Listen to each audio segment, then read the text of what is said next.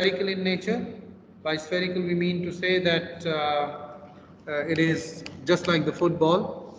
Okay, it's exactly all the axes are going through its center. So you can see x, y, and z axes are moving toward through its center. Then we have the second orbital, 2s orbital. 2s is the same football, but it's a bigger one than the other one. So when you're going from orbital to orbital, from yani, 1s to 2s and to 3s, then you will see that the size is actually being different. Okay. Do you see this now? So when we are moving on to 1s to 2s and to 3s, we are going to draw them in the particular way. You have to draw the axis and then you can draw a circle, simple. Okay, or all the axes you can draw and the circle. So this circle is getting bigger and almost bigger and bigger. When you're moving from 1s to 2s, you see that the circle is increasing in its size. So when we are moving from there, moving towards the 2p, p is on the x-axis and on the y-axis, on the z-axis. Moving on to p, you find that p is a dumbbell shape. If this is py, then this is px, then the pz will be like this. So this is py, px, and pz. Are we clear with this? Yes, sir. Okay, so you have to draw them. You need to know that how to draw them. S and p orbitals, they're asking about it, but D, the drawing is given there, but they're not asking about it. Look at D now. D is classified into 5 categories: dx square dash y square, dz square, dxy. Look at the xy, dxz, and dyz. Now, if you focus on the first one, x square, y square, it is exactly on the axis. dz square is on the z-axis.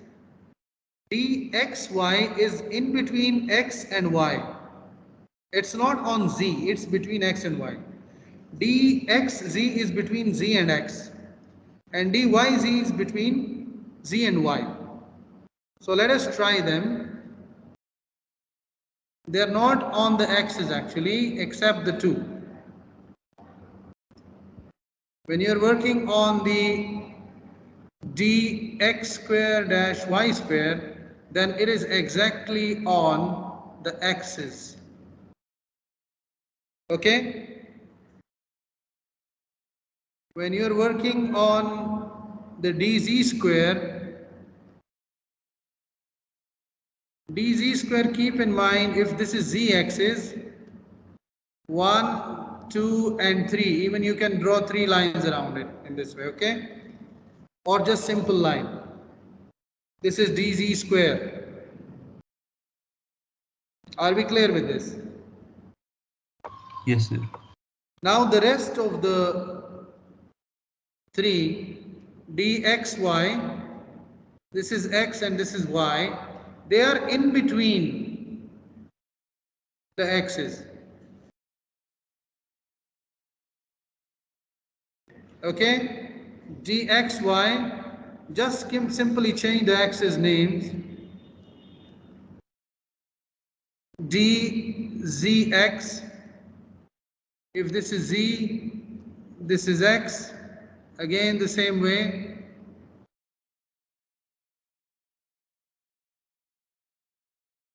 And xy, zx, dxy, dzx, and what is left with you?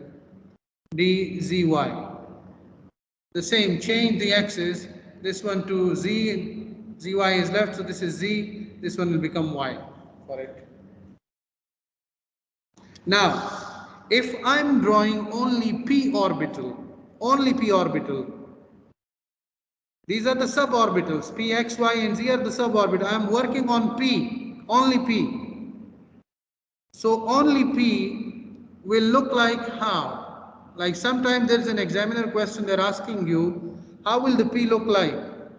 So P overall will look like Px, Py and Pz. This is P overall, including P, X, Y and Z all together. How complicated this structure is. Now imagine that you have an atom which is having 1s, then 2s and then 2p. So how will it look like now? Let us imagine about it a little bit. 1s, 2s and 2p. We have an atom which is having 1s2, 2s2 and 2p6. Okay? We will not focus on the electrons, we are just focusing on the shapes. Now, first of all, we will work on the s. Then the 2s. Then now we will work on this is Py, Px and Pz. Now increasing after 2p, we'll have 3s. So 3s will be covering everything.